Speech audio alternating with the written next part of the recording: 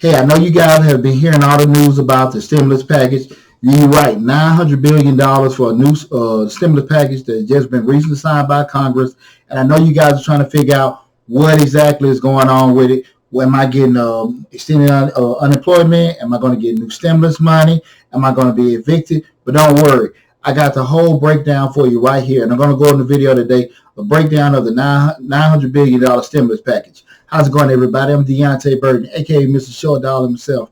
Make sure you subscribe to the YouTube channel, Mr. Short Dollar, where we talk about personal finance, business, entrepreneurship, and real estate investing. The easy way to stay updated and be subscribed with the channel to get all the newest information, hit that dollar sign in the bottom right-hand corner.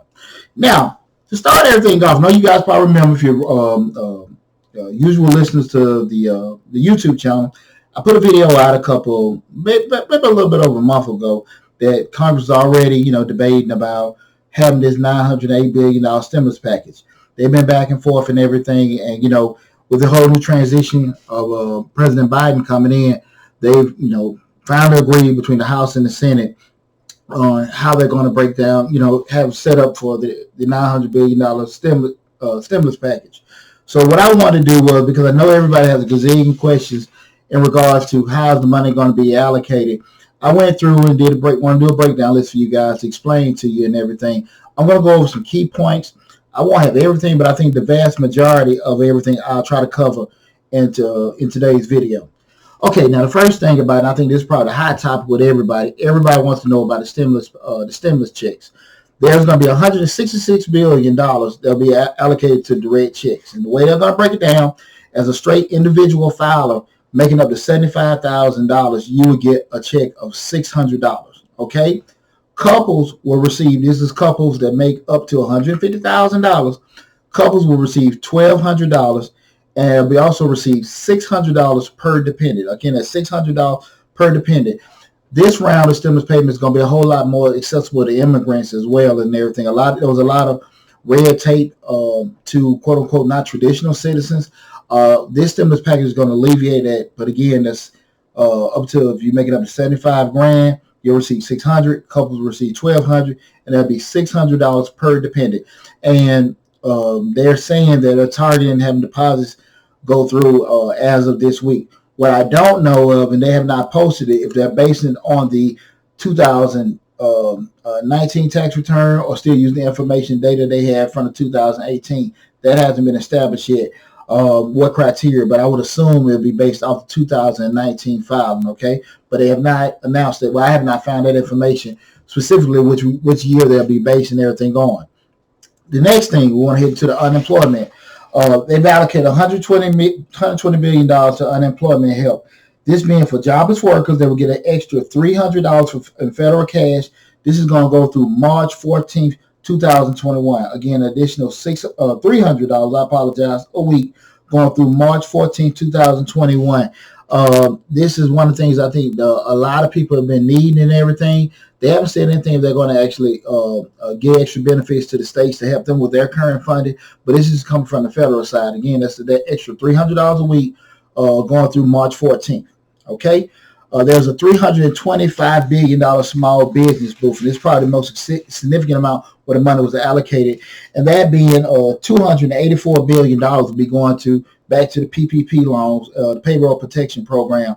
They're going to have less restrictions in regards to the actual loan forgiveness program. In regards to what people are going to have to do, or going to have to report. And I'll make a video in the upcoming days once a lot of the specifics come out with that again. But they allocated $300 billion small business, but $284 billion that will go towards the Payroll Protection Program. $20 billion of those will go to business in low-income communities, and $15 billion will go to struggling live venues. Live venues being movie theaters and museums. There have been a lot of businesses like live businesses, museums and movie theaters that have been impacted by the pandemic because they were just totally restricted. They couldn't even open up. Okay, and the first round of legislation didn't necessarily help cover them because again, it wasn't even an issue with them being slowed. It's just they couldn't even be in operation. So they've allocated $15 billion to them. Again, that's $284 billion towards the Payroll Protection Program, $20 billion to business in low-income communities, $15 billion to struggling live venues, that being movie theaters and museums.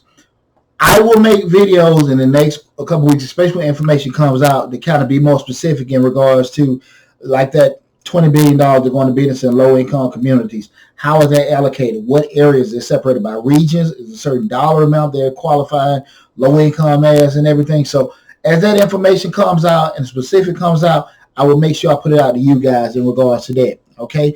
There have been a lot of information in regards to, there was, in regards to how the CARES Act was laid out and everything, there were a lot of things that lawmakers were bickering on, especially when we start talking about the different sides of the aisle with doing that. And I'm very glad that they were able to become some kind of consensus before the year out, because a lot of people been having tough times and everything, and people don't have time to worry about if they're, senator or congressman, they don't like a certain person and everything. So I'm very glad that they were able to get a lot of stuff hashed out to make sure those things were taken advantage of.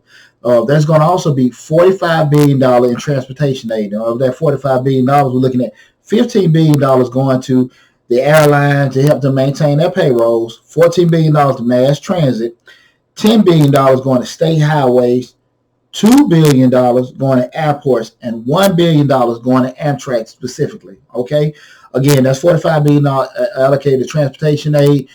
A lot of airlines, they've been sitting there, wavering. Business has been kind of seesaw in regards to some things have been picking up, and sometimes it's restricted. With the vaccine coming out, that's helped out a lot, because now you have a lot of more optimism that summer travel and even fall 2021 travel will be on an uptick because of this and everything. So that was outstanding that they were able to get that in. There's been extension for state spending through the end of December 31st, 2021, as far as any of the state funding that received part of the CARES Act. So that was extended for the states and local governments as far as receiving aid and help for through the CARES Act. Another point that I want to kind of bring up is, and this is major right here, rental and eviction ban. There was $25 billion in federal assistance that was allocated towards federal rental assistance. $800 million set aside for Native American housing.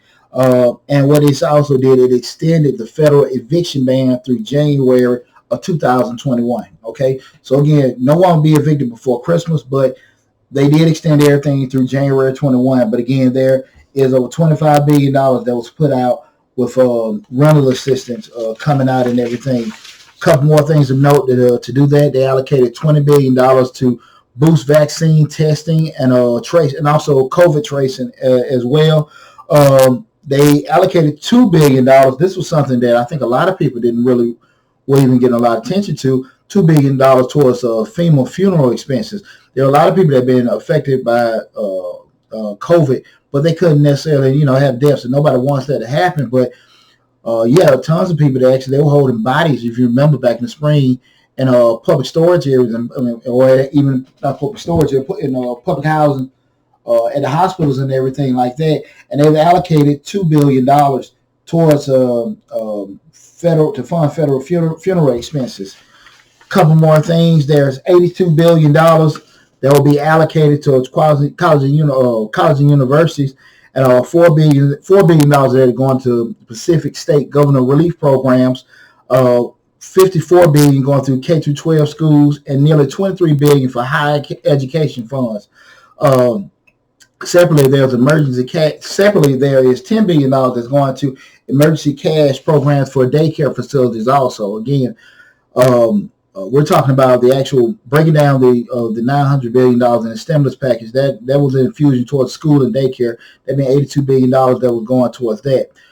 From a college standpoint, from a student loan standpoint, the legislation includes a bipartisan agreement where there's going to be $1.3 billion in federal loans that will be forgiven for historically black colleges and universities, and deliver Pell Grants also to incarcerated students, which has been a 26-year ban on that. Okay, specifically, if they're going to still extend, put a moratorium on student loan payments for another year, do anything longer with that.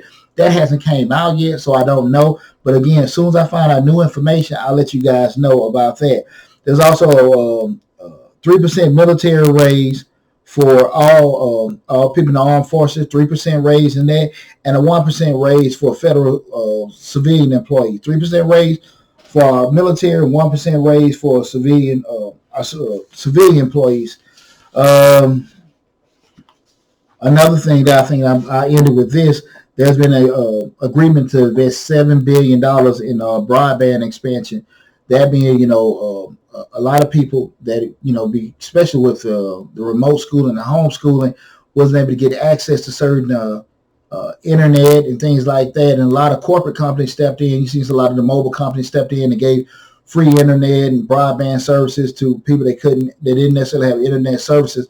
But the government has invested $7 billion in the increase of expansion in broadband services, and over $300 million for rural broadband, and $250 million for telehealth services. Okay, I'm going to put a link to a couple of articles that they also broke down the stimulus package again. But I hope that information helps you in a general sense to let you know how a couple of funds are allocated. Two key things I want to make sure to bring up is, again, the stimulus payment. It's going to be similar to what we had before. $600 for an individual, $1,200 for a couple, $600 for each dependent.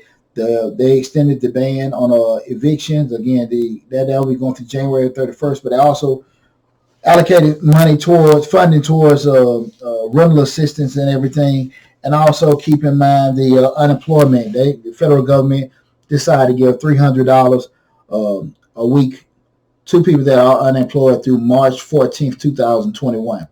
I hope that information helped you guys. Again, that's a breakdown of the $900 stimulus package. I am Deontay Burton, a.k.a. Mr. Short Dollar himself.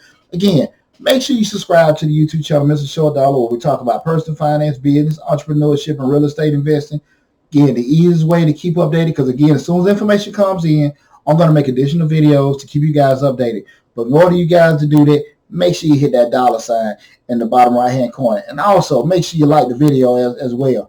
Take care, you guys. Be safe out there, and I'll see you soon. We'll talk to you soon, rather.